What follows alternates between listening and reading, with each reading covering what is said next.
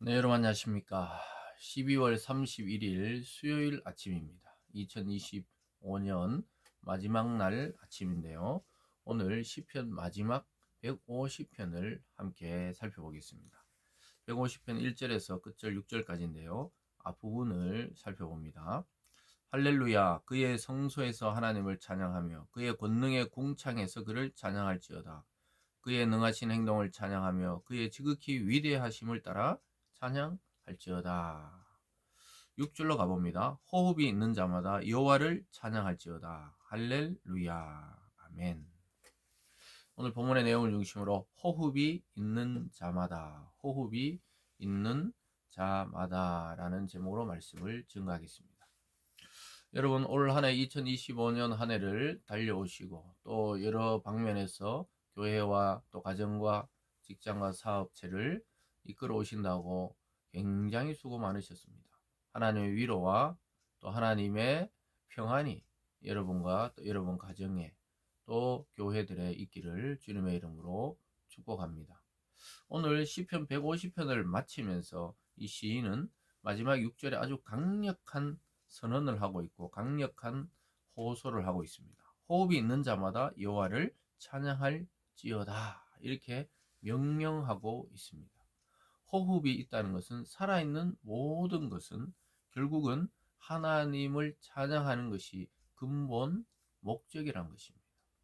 특별히 저와 여러분 성도들의 삶의 방향과 목적과 목표는 하나님을 찬양하는 것입니다. 즉 복음을 전파하고 하나님의 존재를 우리의 삶을 통해 드러내고 또 하늘나라의 그 영광을 이 땅에 구현하는 것이 교회와 성도의 삶의 목적입니다. 그래서 생명을 부여받은 모든 존재, 사람만이 아니라 호흡이 있는 모든 것들, 이 세상 만물들 포함해서 또 이 세상의 모든 생명은 하나님을 찬양해야 된다. 이것으로 시편 150편이나 되는 대단한 해박을 내리고 있습니다. 사랑하는 여러분, 오늘 한 해를 마감하면서 저도 이 시인의 호소와 또 명령처럼 우리 자신이 올 한 해뿐만 아니라 다가오는 2026년 한 해를 호흡이 있는 한 하나님을 찬양하는 인생이 되기를 바랍니다. 한 절 한 절 보겠습니다. 1절입니다. 찬양은 어디서 해야 되는지 찬양의 장소가 나오죠. 할렐루야 그의 성소에서 이렇게 말합니다. 성소는 하나님이 이 법궤가 머물던 거룩한 성전의 제일 안쪽이죠. 그래서 거기 하나님이 임재하신다 이렇게 약속하셨기 때문에 성전 안의 성소는 하나님의 임재의 장소입니다. 그러니까 그곳에서 이 땅에서는 임재의 장소인 그 성소에서 하나님을 만나게 되고요. 찬양하게 되고 또 그의 권능의 궁창에서 그를 찬양하라 이렇게 말합니다. 이 궁창이란 것은 우주 세계 또 하나님 창조하신 만물의 세계 이렇게 볼 수가 있겠죠. 하나님의 창조의 능력이 드러나는 온 우주에서 그를 찬양하라. 이 말은 하나님이 계시지 않는 곳이 없다는 것이죠. 상징적으로 성소와 궁창이란 말을 썼지만 하나님이 특정 장소에서만 찬양받는 것이 아니라 세상 어디에서도 우주 어디에서도 찬양받으실 분이라고 이야기합니다. 왜냐하면 그분이 주인이기 때문이죠. 그리고 찬양의 이유가 2절에 나옵니다. 그의 능하신 행동을 찬양하며 그의 지극히 위대하심을 따라 찬양할지어다. 그의 능하신 행동, 절대적인 능력자, 또 지존자, 권능자이신 하나님을 찬양하는 것은 당연하다는 거예요. 왜 찬양하게 되면 그가 절대적인 권능자, 능력자이기 때문에 그의 지극히 위대하심이 우리에게 보여졌기 때문에 찬양하는 것입니다. 그래서 이스라엘 백성에게 놀라운 구원을 베푸셨고 온 우주를 창조하시고 그것을 다스리는 절대적인 능력을 소유하고 있기 때문에 이 모든 찬양을 받기에 합당하신 분이라고 시인은 노래하고 있습니다. 그럼 어떻게 찬양해야 되는가? 우리의 온 존재 자체, 전 존재를 들여서 찬양하라고 말하고 있습니다. 그것을 다양한 악기로 표현하죠. 3절을 보면 나팔 소리로 찬양하며 비파와 수금으로 찬양할지어다. 소고치며 춤추어 찬양하며 현악과 퉁소로 찬양할지어다. 큰 소리 나는 재금으로 찬양하며 높은 소리 나는 재금으로 찬양할지어다. 풍성하고 다채로운 악기를 통해 하나님을 찬양하고 있습니다. 사랑하는 여러분, 우리가 하나님을 찬양하는데 정말 온 우리의 달란트와 은사에 따라서 하나님을 찬양해야 됩니다. 온 악기를, 하나님 주신 그 악기들을 사용해서 세상을 노래하고 춤추는 것이 아니라 하나님을 찬양해야 하는 것이죠. 그래서 다양한 악기와 춤을 추며 하나님을 찬양합니다. 그래서 우리가 자꾸 제한을 두기보다 성경 안에서 이 찬양하는 이 모습도 교회 안에서도 다양한 악기와 다양한 또 워십과 또 율동을 통해 하나님께 찬양을 드릴 수가 있는 것이죠.